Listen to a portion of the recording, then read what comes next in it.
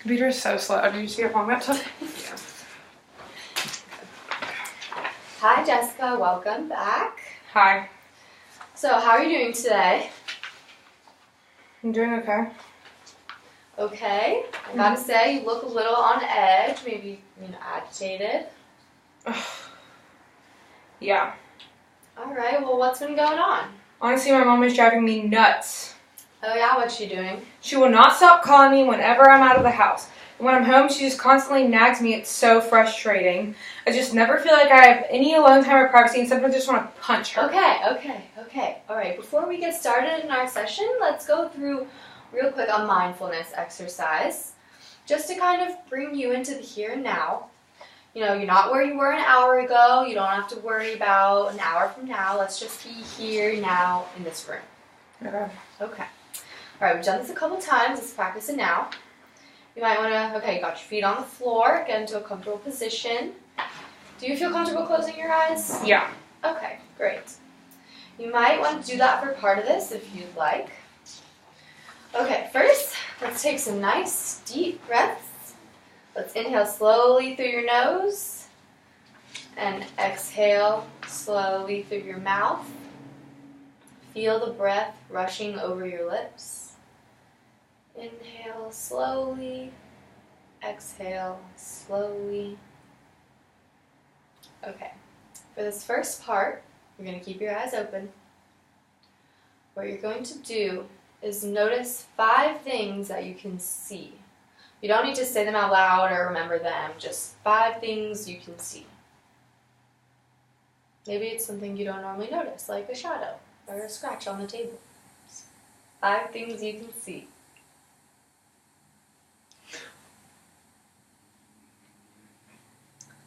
All right, now notice 4 things that you can feel. Maybe it's the texture of your shirt or your shoes are pinching your toes. 4 things you can feel. Okay, now notice 3 things that you can hear. Maybe you can hear the air conditioning or a car driving by. Whatever it is, 3 things you can hear.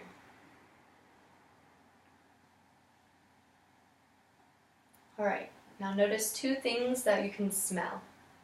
This could be unpleasant or pleasant, but 2 things that you can smell. Now notice 1 thing you can taste. Maybe you can take a sip of water, or you're chewing gum, or you just had a snack. 1 thing you can taste. Okay, now let's focus on your breathing again. Inhale through your nose slowly. Exhale through your mouth. Inhale and exhale.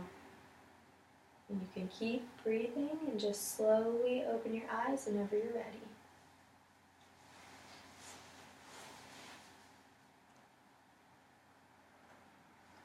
Okay. Phew, okay. Okay, that's better. We're here, we're in this room right now. All right, so now let's talk more about what's happening with your mom before you came in today. Okay, well, she's just so irritating and always hovering over me and being all up in my business. And then I yell at her. And then she yells back, and then we're just screaming over each other. I see. So it's just back and forth, and it just keeps getting worse and escalating. Exactly. I see. Okay, well, actually, I was going to go over a skill that helps with interpersonal effectiveness called the give technique with you today. And this actually fits perfectly with the situation with your mom. So, we are going to take a look at this worksheet. You're not going to be writing on it, so you just take a look at it. And that copy is yours to keep. It's going to be homework, but we're going to go over it now. So this is the Relationship Conflict Resolution Worksheet, and it uses the anagram GIVE, which stands for Gentle, Interest, Validate, and Easy Manner. So the worksheet explains what each of those mean, and it's supposed to help you improve your social and communication skills with others. So why don't you take a look at it, read it over, and then do you think you could try and explain to me what give means in your own words? Yeah, I think so. Okay, great. Take your time, read it over, whenever you're ready.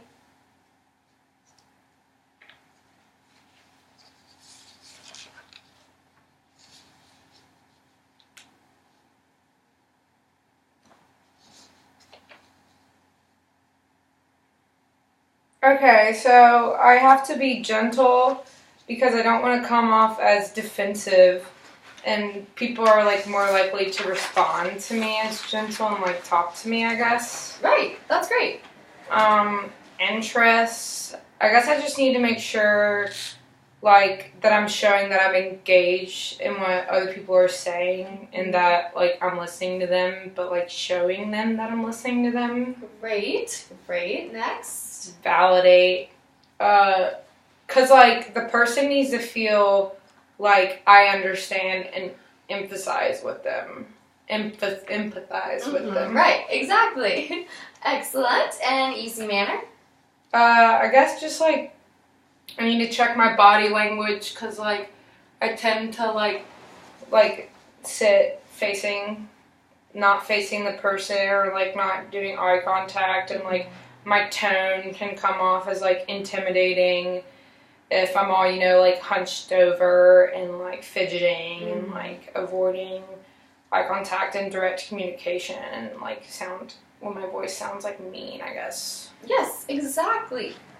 Okay, so there you go. You can take that home with you, and what you're going to do is fill it out, how you can display all of those, and you'll just bring it in for our next session, okay? Okay. And you'll be able to keep it afterwards, after we go over it, and just try to incorporate it into your everyday life. Is that something you think you could probably do? Yeah, I can probably try that. Okay, great. So, the next thing I wanted to discuss, I know it was about a month ago where you had that incident where you took a bunch of pills. Is that right?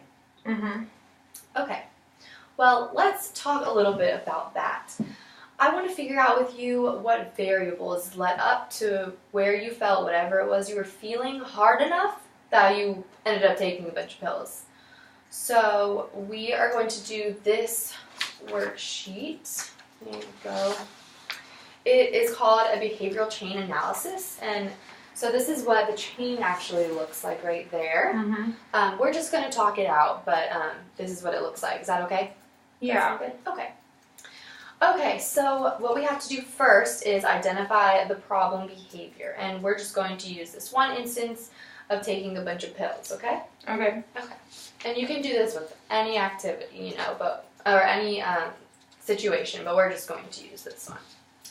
So next we're going to identify the controlling variables, which are the precipitating events and the vulnerability factors. Do you know what precipitating events are? Not at all. Okay, that's okay. So precipitating events are the immediate events that began the chain that led to the problem behavior, or in this case, led you to taking the pills. And there can be multiple or just one event. So what happened right before you made the decision to go into your bathroom, lock the door, and take a bunch of pills? What happened? I guess I saw my ex-boyfriend kissing another girl. Okay, so you saw him kissing another girl, then you went home and took the pills. Mm-hmm. Okay.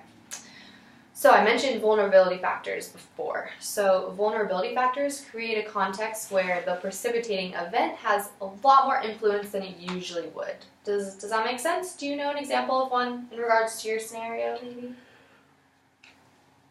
So like a reason why it would be harder for me than it normally would? Exactly. Yes, that's exactly. I guess just like lack of sleep or something. Exactly. Lack of sleep the night before would just really heighten your reaction to seeing this and give the event even more power. So was that the case in your situation? Was it lack of sleep or something else or a combination? Well, yeah, I guess because like I only got like 4 hours of sleep the night before, I remember. Okay.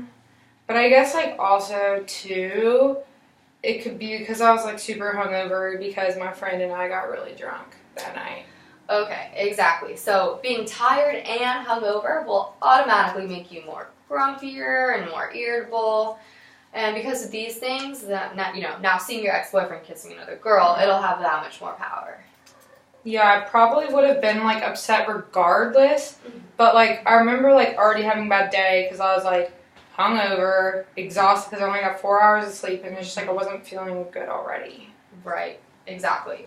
So next we're going to identify the links between the precipitating event and the problem behavior. So the links between seeing your ex-boyfriend kissing another girl to ending up taking the pills, okay? So these would be just your thoughts, your feelings, and your actions that led to you taking the pills. So, thinking back, what were you thinking right after you saw them kissing? It just, like, made me sad because it made me realize how much I missed him. And I was, like, thinking that no one else would ever love me like he did ever again, you know? Of course, yeah. Okay. Anything else? I don't know. I guess, like, I thought about how pretty that girl was that he was kissing, and I was just like, well, no wonder he dumped me. I'm ugly compared to her. So then I was like, I really screwed things up with him. Like, I shouldn't have, like, screwed things up with him, and I'm just going to be alone forever. And, okay, how was your body reacting to all of these thoughts? I mean, like, my heart was pounding and, like, loud. Like, I remember, like, feeling it in my ears, and there was this, like, giant pit in my stomach because I was so upset. Right, okay. So what did you do next after you saw them kissing and were thinking all of these things? I just, like, ran home, which was, like, 9 blocks. Wow. Which is big because I don't run. So, yeah. Yeah, okay. And what were you thinking while you were running home? Just, like, how could I have been so stupid? Like, I'm such a stupid person. This isn't worth it. Life isn't worth it. I just, like, couldn't take it anymore. Okay, and then what happened? That's when I got home and locked myself in the bathroom with the pills. And you took the pills? Yep. Okay, how did you feel right after you took the pills? Right, immediately after? Like, relief. Like, I finally couldn't feel the pain anymore. Okay, and what about later on that day? After your mom found you and you were taken to the hospital, how did you feel? Guilty. I felt a lot of shame. I felt really bad for my mom and my brother because they're both crying a lot and they were super upset, and, like, I know I scared them, and I just felt super guilty. And, like, I also just, like, felt crappy in general. Like, I felt tired and, like, more sad than I was before. Like, okay, so it sounds like the immediate consequences of your actions were good. You know, you felt relieved. But then the long-term consequences, you ended up feeling worse than before. Does that sound about right? that pretty much sums it up. Okay, now let's think of what would have been some alternative responses to watching your ex-boyfriend kissing another girl. Just thoughts or actions that might have helped lead you away from the problem behavior to a more healthy behavior. I guess, like, I could have done one of those mindfulness exercises that we do in here. Or I just, like, could have called my friend and, like, talked with her or hung out with her or something. Yes, exactly. That is great. That is great. Or, like, I also could have tried to use that, like, opposite action technique. Is that right? Yeah. It was, like, and just, like, told myself that him kissing another girl wasn't the end of the world, you know? Like, that I'm just as pretty as that girl, and that I would eventually find someone who makes me happy and who I make happy so we can get married and have babies and live happily ever after. Exactly. That is great. And just remember, too, I am available to you 24/7 if you need help for some skills coaching, okay? Yeah. So if you were feeling all of those emotions and couldn't think of a skill to use to calm yourself down and help regulate those emotions, that is when you would call or text me. Okay? Yeah, I know.